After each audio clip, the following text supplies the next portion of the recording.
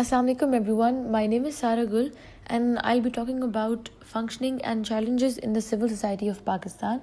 And according to this articles, the first topic that we'll be talking about is civil society and women. So the aspect of patriarchy we can see has caused a lot of disrespect for women in the Pakistani society. And the insight that daughter is neither the provider nor the protector of the family further widens the gender gap in the society. Then not only families but feudal system also cause repugnance towards women. Women are facing social evils under the garb of religion and intermittently is part of local customs. Then we can see that the trend of male supremacy at all levels of society has also become a factor causing deprivation and worse cruelty and sadism also to the other gender.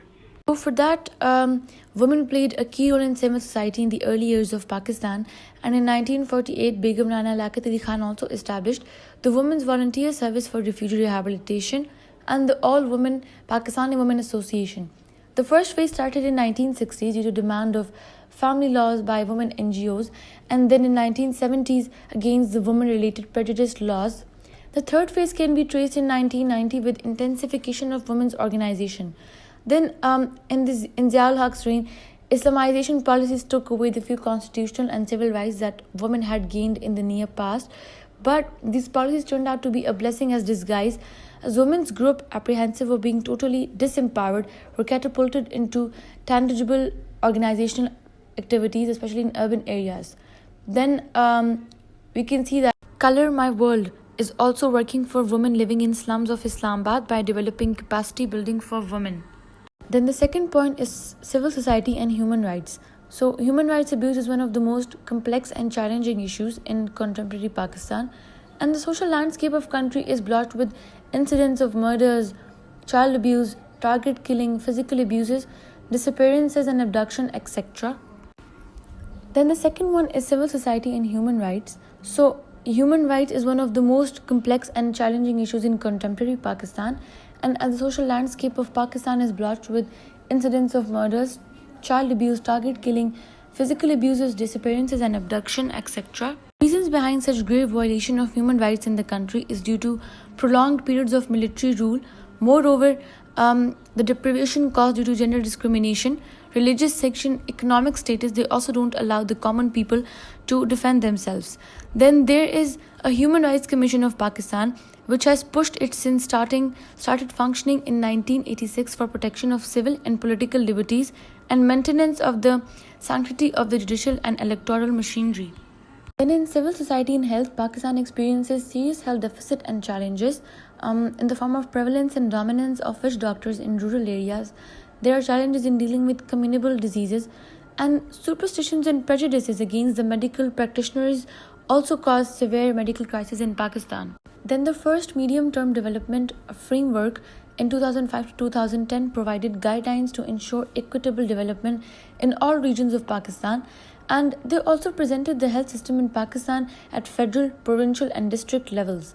Also, people involved with diverse health-based civil society organizations need to sanitize the local populace regarding the Maghribi Western medicines and its benefits. The Rahmatullah Benevolent Trust is a public trust, and it's a non-profit service provider for eye treatment, and it provides reliable services in contrast to government health services in his sector. Moving towards the fourth point, that is civil society and education.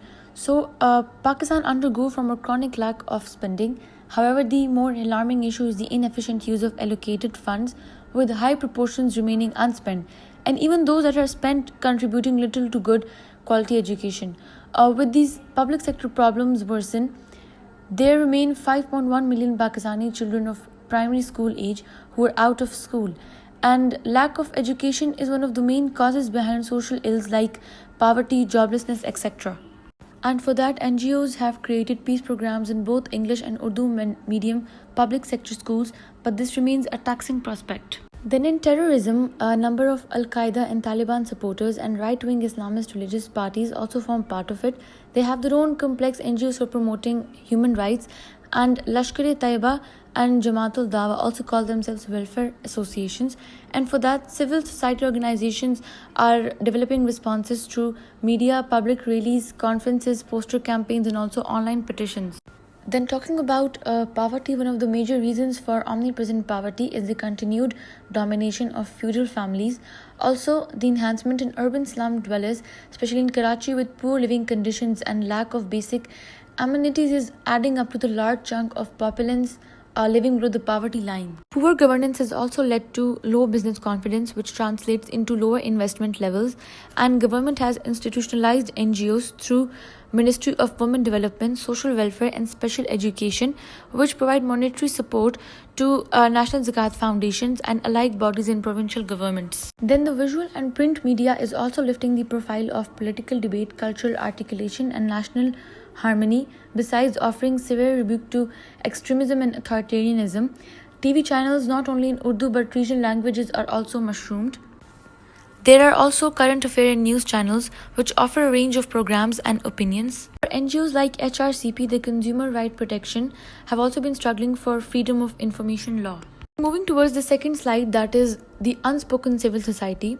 So it is in another level of civil society that is seldom discussed in international discourse on this topic, and it's not the state as an abstraction but public functionaries, policies and procedures that confront an individual, and the experiences in daily dealings with public agencies and officials that concretizes civil society for him or her.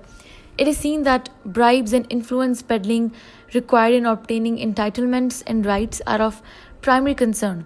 How can a police inspector lock up a person arbitrarily with impunity?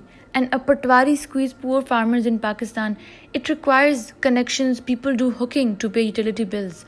And schools and hospitals are unable to provide education and health. So these are examples of citizens' entitlements that the state in Pakistan fails to deliver. The focus on political system and ideological agendas ignores a significant part of civil society as it affects people's daily lives. And this present article has also neglected this unspoken civil society.